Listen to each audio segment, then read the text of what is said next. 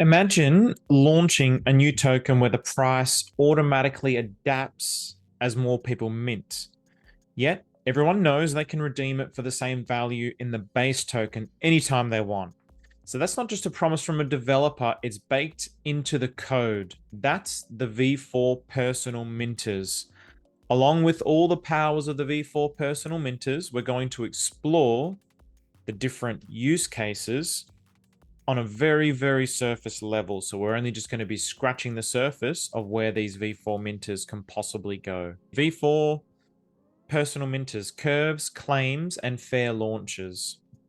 So first, let's do an overview of V3. So the V3 burn to claim, the main thing to be aware of is only the first 1.1 billion tokens are burned to mint 1-to-1. And then after 1.1 billion, there is an additional +1 token burn required to mint. So in other words, 1-for-1 becomes 2-for-1. And then after another 1.1 billion, 2-for-1 becomes 3-for-1. So this increases linearly over time. The V4 burn to claim works very, very similar. However, the minting value is based on the initial supply of the child token, which is based on the MV you buy and mint. So for example, let's say you want a starting supply of 1 million child tokens, then you need to buy 1 million MV tokens. Then for every 1 million minted, you add +1 burn to mint. So in this case, instead of it being 1.1 million, 1.1 billion rather, it's 1 million because you've determined that based on the MV supply. So therefore, the multiplier also increases linearly by +1 for every time the starting supply amount is minted. So this creates a coded, predictable bonding curve within decentralized finance. So a V4 bonding curve. So let's use pDAI as an example. So let's say each one of these boxes is worth 1 million pDAI. So I start with 9 million pDAI, and then I make a pDAI 2.0. So I want to start with 1 million supply, so I buy 1 million MV. So the early minters get the advantage, but they can also build new systems. So for example, as you layer into this idea with another V4, you're synthetically increasing the supply over time based on the amount of MV that is bought for the initial supply. So this is after you bond it to LP. So again, let's really think about this because to me, this is a really clever innovation. So pDAI, here you've got 9 million. Then you've minted 1 million. So you basically now have 10 million pDAI. So you're bonding 1-to-1 your pDAI with your pDAI 2.0. And as you bond that 1-to-1, you now effectively have a +1 million. So you have 10 million pDAI. So you end up with more tokens, in other words, 1 million extra MV. It became 1 million pDAI because of the bonding. So therefore 9 million became 10 million pDAI. And you can continue doing this each time that you burn to mint and layer in new layers. So not just yet. So what does this mean by layering in new layers? So here with this single structure, we can keep burning to mint, but you're only ever getting the +1 million based on the first supply, the first MV supply.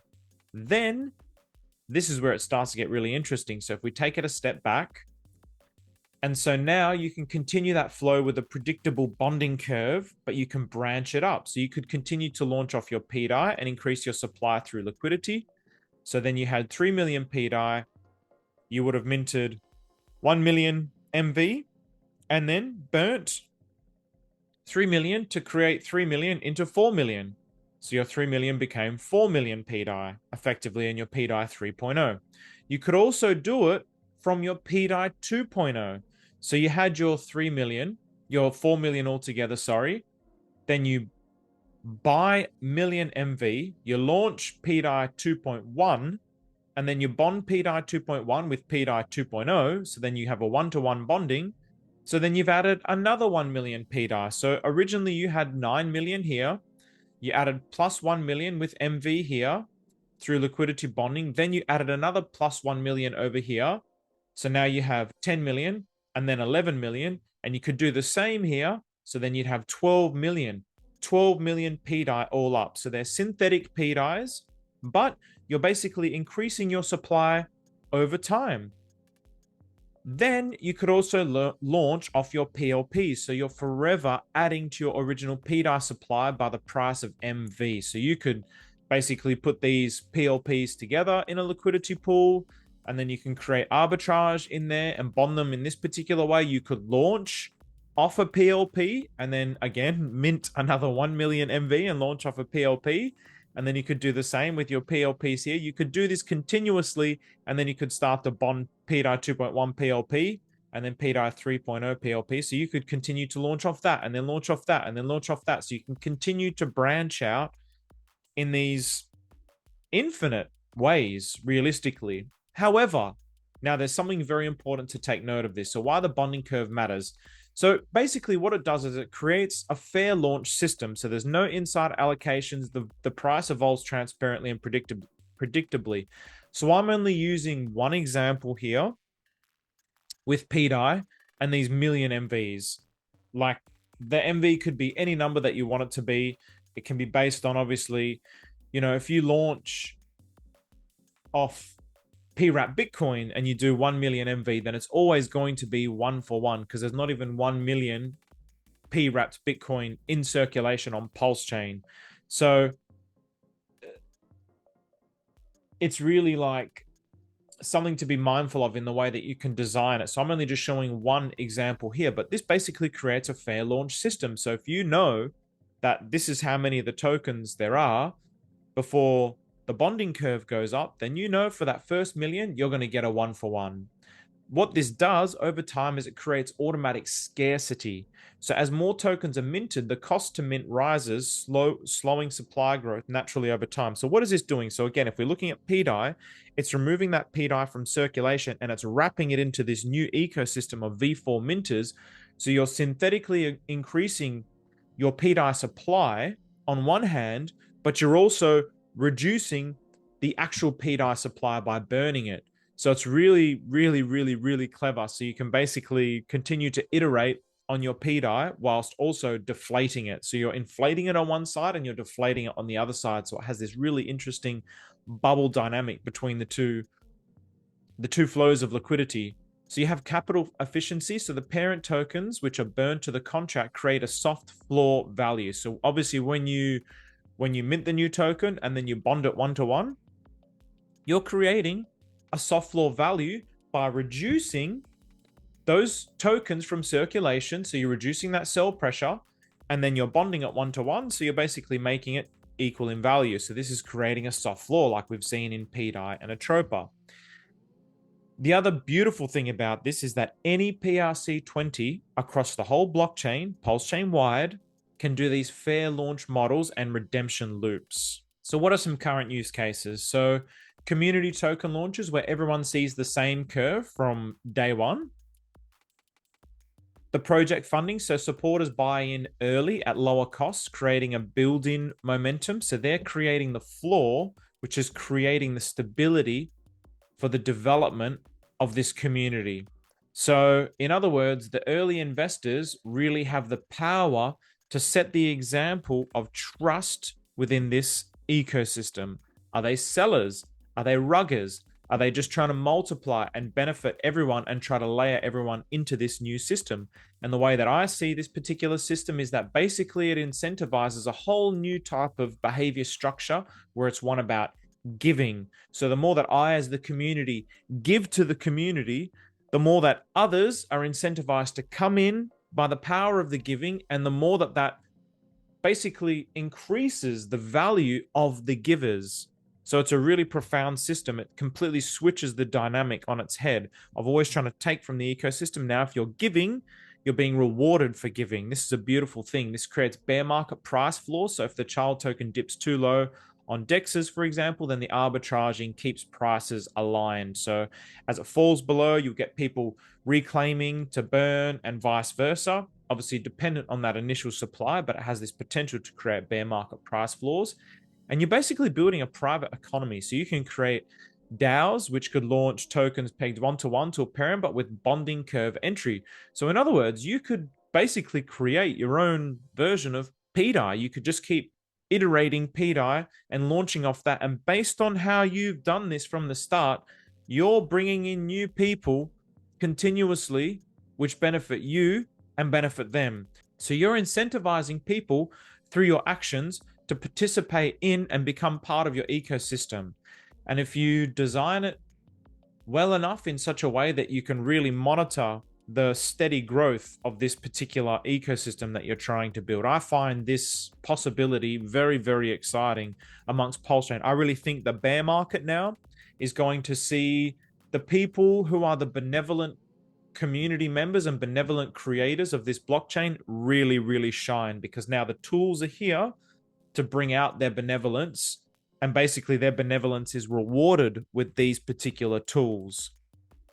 So imagine a spine of assets. So remember, we have the V2 spines, but the V2 spines, it's just a concept, right? So it's launched off the Federal Mint Hub, but that concept of a spine launching off this, launching off that, launching off this, the previous one, so on and so forth, and creating a spine. This is what I want you to think about here. So each layer is bonded to the one below it. So all with curves controlling growth and claims controlling stability.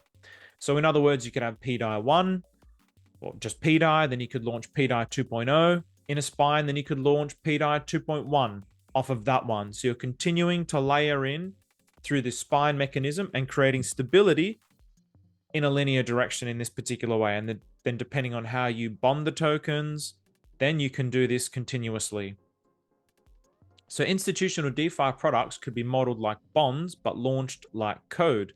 So then with each one of these, you could create some kind of bond dynamic or bond curve dynamic in the way that the V4 minters interact with, say, pDAI 2.0 or pDAI 2.1.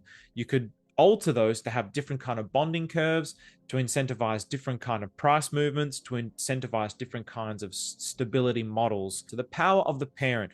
This is really the biggest thing to consider. All of this really essentially fails if the parent token fails. So what does this mean? So this means that you should probably really pick a solid parent. So if you're just creating it off any random pump tires PRC20 that has no long-term life, then you're really risking the ecosystem. Having said that, by launching it off a pump tires token, you're giving that pump tires token stable value over time by launching it within a system like this. This is what's beautiful about these V3 and V4 minters. You can really stabilize and protect the price of your pump tires launch tokens. But obviously, you want to pick a powerful parent token or make a powerful parent token. So for example, you could do pDAI. So you can overpay if you don't check the multiplier rate. So here, this is ichidai to pDAI.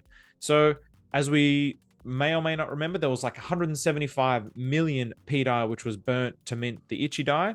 And this is probably something that should have been done gradually over time, with liquidity being added gradually over time and buyer pressure being added gradually over time. But this all happened suddenly. So now it's created this very bizarre looking chart. So at the moment, you would not mint ichidai because the bonding curve at the moment is 1,138 pDAI for one ichidai. And so at the moment, it's a lot cheaper to buy that ichidai than it is to mint it. Hype-driven pumps can make entry very expensive. There is ways that these systems can fail, and that's all dependent on the way that liquidity providers provide liquidity, the way that people burn to mint, the way that the community sets itself up at the root and then expands itself out. So this is where the original whales of a community can really, really change a trajectory of the way that this system develops. In the past, big whales, if you have big whales, there's a fear, they're just going to dump on my head. And there's this fear. But in this new system, these whales, if they prove themselves over time at each layer of a V4, V3 mint launch, they're actually benefiting the ecosystem and allowing the ecosystem to continue to expand out, multiplying their pDAI and multiplying your pDAI or any kind of PRC20 token. Then you could look at whales and go, all right, There's some good whales out there, and then there's some bad whales. I'm going to stick with the good whales. So this is really where this system becomes very, very, very interesting for community builders. So basically, in V3, the V3 gave us trustless claiming. So it gave us the whole MakerDAO, DAI to USDC, USDC to DAI loop. It decentralized that process. V4 gives us trustless pricing. So together, they let any community launch, grow, and stabilize without any middleman whatsoever. This is all coded. This is all by the tools. This is all by those Lego blocks that are being provided to us by the Atropa dev. So in other words, you're not just minting tokens, you're minting rules for how your economy behaves, for how your community develops. This particular system can and does reward benevolent whales. It seems to be based on my initial understanding of it. So when the rules are written in code, the game really changes for everyone, because if you can really multiply the code continuously, then you're creating stable, predictable value over time on any Pulsechain launched token on the blockchain. And so I'm just giving you some examples. And if you can apply those examples and start thinking about it from your own perspective, that's where the sky is literally the limit. So thank you very much, everybody. Take care.